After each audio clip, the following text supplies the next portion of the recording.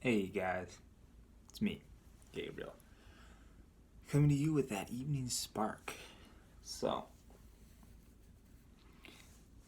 that darkness isn't you. This darkness isn't you. This is that's an expression I tend to use from time to time when I find myself in those moments where the anger and the fear wrap around you. And we've had those moments, man, where it feels like you're just inflamed in that rage, in that anger, and that sadness. Because the sadness and the fear tend to develop into that rage. And that rage can, for me, a lot of times, it tends to be from the wicked and inconsiderateness and just utter, the hypocrisy and things of other people. It seems to weigh on me, and I'm sure it weighs on a lot of you. And what helps me calm myself down, and hope maybe this can help calm you down in those moments, can help you get you back to your spiritual base, is in that calm manner that you tell yourself that this darkness isn't you. Because we feel like the darkness is just enveloping us, that we are the darkness. And what that does is it gives you the capacity to separate the darkness from you in a way that helps you see it for what it is, that you recognize that as the Christ, as a part of the Christ dwelling within you, that isn't you. It's the deception, the lie, illusion about your true self. And it lets you see it for what it is. And then from that more neutral base, it allows you to, it allows the Holy Spirit to enter in more accordingly. Because when the darkness is all rolling around in you, when it's storming and you're inflamed, it's really hard for the Holy Spirit to speak words of comfort. Pretty much that statement lets you calm yourself down, and then from it lets you separate the darkness, recognizing that it's not you. God didn't create that, nor did his Son, which you are a part of. And from that separated state, it allows you to see your ego, the darkness self, the shadow self, in a more clear state of mind. And then what's more, though, is you don't try to do it yourself. You allow the Holy Spirit to take control, as it were. And visualize it, if you will, but imagining that Holy Spirit, recognizing that within your mind. Because it is important to centralize it, to concentrate your thought on what that is. And I think when you can manifest it into the shape of a body, it makes it more, you concentrate it. And so then in equal form, having the concentrated state of the Holy Spirit, however it may look for you, having it basically be you as you talk to it in a non-hurried way, in understanding and compassion and kindness and tenderness, as Jesus did to the storm, saying, "Peace, be still." And you can do that too. And I find this helps so much because it helps reshift your perspective on the situation, and it puts back the control within yourself, because you're giving up the control to have to control everything, and you just let things be, giving in to the universe, as it were. And from that entered state of mind, you in a way transcend and go beyond the lower levels of experience, because you start to see things as they are. You rise above the battlefield, and from that state, then you're able to regard the ego in a more calm and compassionate way, because you're letting the Holy Spirit lead the way.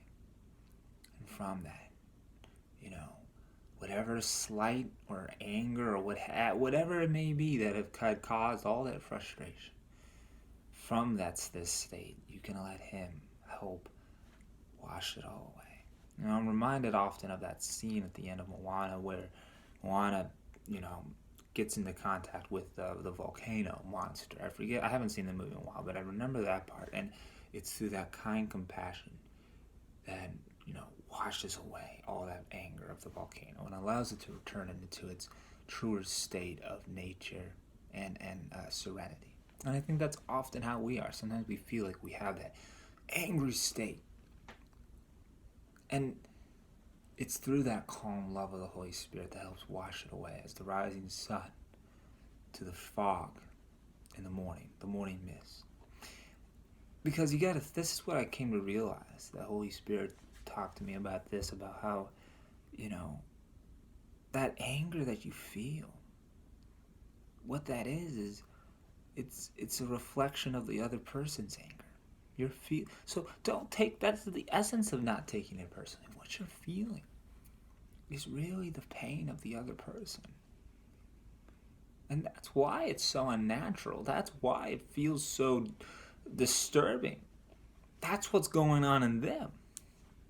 And I think the more sensitive you are, in all honesty, you're more attuned to how that person's feeling. Because think about it, the cold, callous person who's just got that thick skin and is very uncaring, they don't feel that because it's pretty much, they are radiating at that same lower level as that other person, so, or maybe even lower. So that to them, their pain is here and this other person's pain is way lower.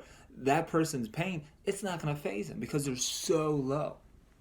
You have to almost have pity for the people who go through life in such a way and have experienced life in such a way to where many of the sufferings and going on are of no effect to them. When I was in BMT, and after BMT, a lot of people are like, that was a joke.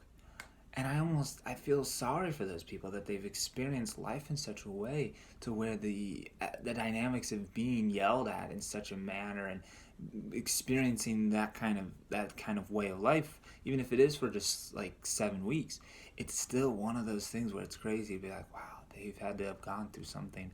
It's pretty rough. I'm not saying you should be a baby or a coward necessarily, but it's still, it says something to the person's experience in life. Now that being said, with that all, I think it's just it can help you see that that's not, you don't have to take their darkness on. You don't have to take their shadow on. Whenever they're being angry or acting in a callous or thoughtless way, you can allow the Holy Spirit to take dominance and take control of the situation and let Him give the answer. And you can know that you've given that answer if you are conducting yourself in a calm, steady, unhurried way.